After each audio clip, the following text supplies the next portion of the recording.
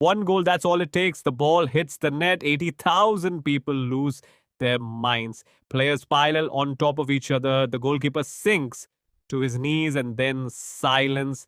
A man walks to a small screen on the side of the pitch, stares at it for 2 minutes, 3 minutes, sometimes more, and then he comes back and he waves it away. Gone. This has happened more than 100 times at this World Cup. 100 celebrations that started and never finished. 100 moments of pure football joy cancelled by a man and a screen and a replay. And here is the part that should make every football fan genuinely angry. FIFA knew this would happen and they did it anyway. Let me show you exactly how the system that was supposed to fix football broke it instead. 9 years ago, VAR had one job: one, catch the disasters, the clear and obvious errors that changed matches and broke hearts. The hand of God moments, the goals that never should have counted, the red cards that were never given. Simple, clean, rare.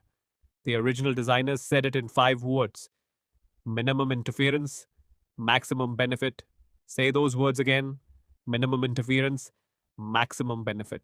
Now look at this World Cup. 100 VAR interventions before the quarterfinals had even started. 100. The entire 2018 World Cup had 20. Qatar 2022 had fewer than 30. This tournament blew past both of them combined and then kept going. Red cards tripled, 13 shown before the semis, more than in any World Cup in history. Minimum interference. Remember that phrase? It died somewhere around game 30. But here is what the numbers do not capture. Here is the thing that FIFA's press releases will never admit: what VAR actually took from us. Think about the greatest moments in football, the ones you remember forever. They are not just goals, they are the seconds after the goals, the celebration, the noise, the absolute release of everything you have been holding in for 90 minutes. VAR stole that. Every goal at this World Cup came with a question mark. Did it count? Was there a foul? Was someone a centimeter offside? Is the screen going to light up? You cannot fully celebrate a goal anymore. Because before the celebration is over, and before the goalkeeper has even picked the ball out of the net, you are already looking at the referee, waiting, watching for the hand signal that tells you whether your joy is allowed to continue. That is not football. That is torture with a scoreboard, and the examples from this tournament are not small. They are not edge cases, they are the defining moments of an entire World Cup. Luka Modric, 40 years old, his last tournament, Croatia scoring in the 103rd minute of extra time, bedlam, pure football chaos, everything the sport exists for. 2.5 minutes later, a sensor inside the ball detected that a Croatian player's hair had brushed against his hair. And a teammate was offside. Goal cancelled. Career over. Not a bad tackle. Not a shove. A strand of hair detected by a computer, ending 24 years of one man's international career. Iran. 3 goals disallowed at this tournament. 3, including one where the striker's toe, a single toe, was millimeters beyond the last defender. The goal that would have put them into the knockouts, gone. By a distance no human eye on earth could measure. Egypt, 2 goals ahead against Argentina, dreaming of the greatest result in their football history. Then a VAR review, a foul, 100 yards from the ball, nearly 30 seconds before the goal, disallowed. Here is the question that FIFA will not answer. When a foul happens 100 yards from the ball, 25 seconds before a goal, is that foul really what caused the goal? Or did VAR reach back through time and physics to find a reason to cancel it? Subscribe right now. Because what I am about to tell you is the part of this story that even the biggest football analysts are afraid to say out loud. VAR does not just make decisions. VAR creates conspiracy theories, and at this World Cup, it has been a factory. When a system intervenes 100 times and the calls seem to follow a pattern, when the same team benefits repeatedly, when the same kinds of decisions keep going the same way. People stop believing it is neutral. Egypt filed a formal complaint with FIFA, not a tweet, not a comment to a reporter, a formal legal document accusing FIFA of unfair officiating. Croatia's federation wrote to FIFA and called their VAR intervention an abuse of technology. A federation that believes in VAR, calling its application abuse. England's manager Thomas Tuchel, a man who won with VAR decisions going his way, called the officiating erratic and unreliable. And the single biggest controversy of this entire tournament, Balogun's red card against Bosnia, began with a VAR review of a challenge the referee had played on in real time. A challenge that looked like a normal football action at full speed and only became a red card when slow motion showed it frame by frame. Slow motion, that is VAR's most dangerous weapon because almost any contact looks violent in slow motion. Speed is context. Slow motion removes context and then asks a referee to judge a freeze frame as if that is how the game was actually played. US defender Chris Richards said it perfectly after Balogun's dismissal. Look under anything with a microscope, you could probably find something.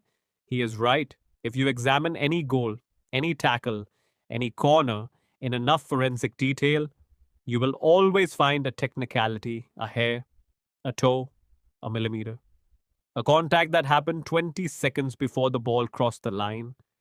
And a game where every moment of magic is provisional, where no celebration is safe until a computer signs off on it. That game is losing something it may never get back. Now, here is where I have to be honest, because the easy answer is just to scream, get rid of VAR. And that would be wrong. The uncomfortable truth is that VAR is usually right.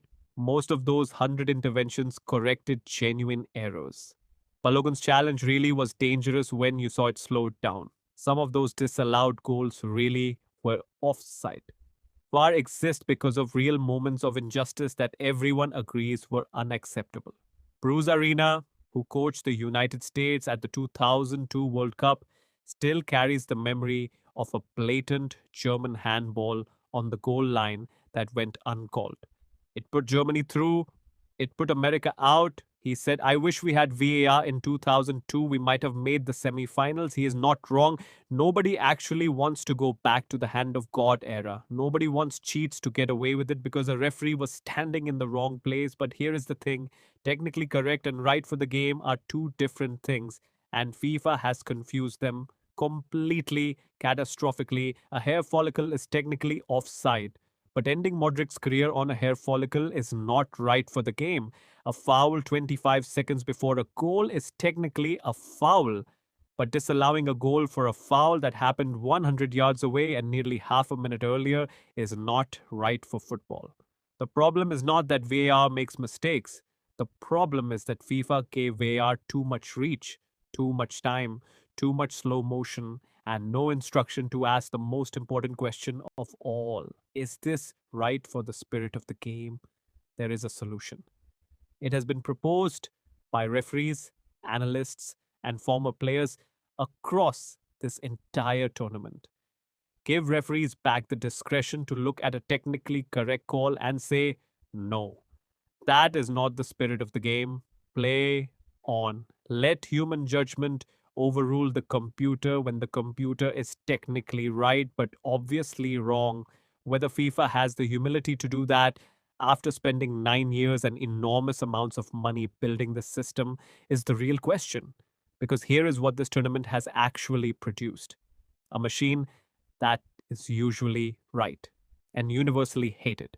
A system that has convinced every single fan base on earth that VAR has it in for their team specifically. A technology that was supposed to remove suspicion from the game and instead became the engine that generates it. Match after match, grievance after grievance. The semi-finals are coming. England versus Argentina on Wednesday. France versus Spain on Tuesday. And that screen in Dallas, the VAR room, is not done with us yet. So here is the question. Has VAR ruined this World Cup for you? Or is the old era of human error, of hands of God and linesmen's guesses and referees who were simply standing in the wrong place. If it's like, is that actually worse? Because I am genuinely not sure. And I think you probably aren't either. Drop your answer below. I will see you in the next one.